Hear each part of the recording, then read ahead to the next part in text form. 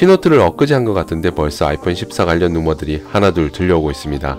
13 시리즈는 성능적인 측면에서 전작보다 업그레이드 되었다고 하지만 디자인은 전작과 별반 다를 게 없어 실망한 분들도 있을 겁니다. 그런데 아이폰 14의 경우 많은 변화가 있을 것이라 추측하고 있는데요. 미국 IT 매체인 CNET에서는 이와 관련한 내용으로 기사를 게재했습니다. 대체 어떤 내용들인지 한번 살펴보는 시간 가져볼까 하는데요. 개인적으로 가장 관심 가는 부분이라면 가격입니다.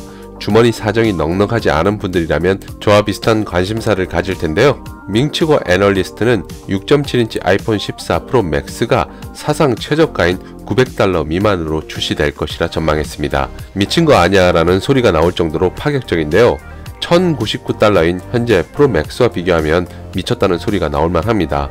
아직 루머라서 뭐라 평하긴 어렵지만 만약 이렇게 결정이 된다면 애플에서 아이폰 14가 폴더블 폰이 아니기 때문에 삼성 갤럭시 Z 폴드 4와 Z 플립 4를 견제하기 위한 포석으로 해석될 수도 있을 것 같습니다. 그리고 미니 단종 소식인데요. 지난 4월 애플 전문 분석가인 밍치고 애널리스트는 애플이 내년에 보급형 모델 2개와 고급형 아이폰 2개를 내놓을 예정이며 각 모델에 대해 2개의 크기 옵션이 있을 것이라 예상했습니다. 지난 7월 니케이 아시아 리뷰에서는 아이폰 14 미니 모델을 없앨 것이라고 전망했습니다.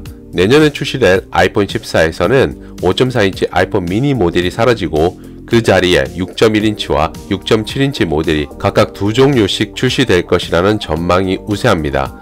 구체적인 모델을 보면 6.1인치 일반, 6.7인치 맥스, 6.1인치 프로, 6.7인치 프로 맥스 이렇게 4종이 출시될 것으로 전망하고 있습니다.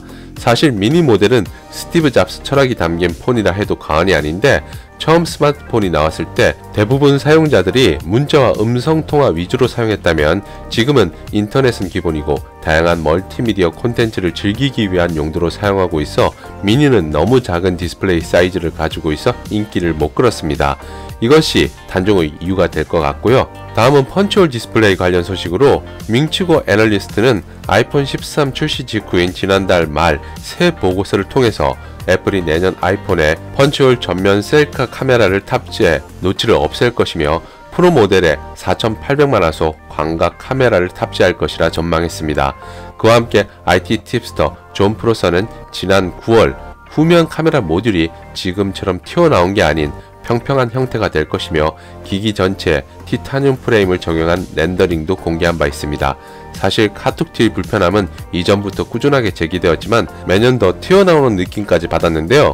이것을 완전 없앤다면 일부러 카메라 렌즈를 보호하기 위해 두꺼운 케이스를 구입하지 않아도 될 것 같습니다. 다음으로 디스플레이 지문인식 관련 소식인데요. 이전에도 소개해드린 적이 있지만 아이폰에 갤럭시 S 시리즈와 같은 디스플레이 지문인식 시스템이 탑재될 것이라는 루머가 꾸준하게 제기되었습니다. 아이폰 13에도 적용될 것이라는 루머가 있었지만 페이스 아이디를 그대로 유지했죠. 아이폰 14에는 적용될 것인가? 이와 관련해 밍치고는 디스플레이 지문인식 시스템 터치 아이디 기능을 꾸준히 연구하고 있지만 아이폰 14에는 적용될지 여부는 확실하지 않다고 전망했습니다. 아직 루머 수준이라 정확하지는 않지만 일단 탑재되지 않을 가능성에 무게가 실리는 것 같습니다. 다음으로 스펙인데요. 탑재되는 프로세서는 개선된 A16 칩이 될 것으로 보이며 현재 아이폰 13 프로 모델에만 적용했던 120Hz 화면 주사율을 내년에는 전 모델에 확대할 것으로 전망하고 있습니다. 그리고 올해 아이폰에 적용될 것이라 전망했었지만 적용되지 않았던 위성통신 기능도 적용될 가능성이 높다고 CNET은 전했습니다.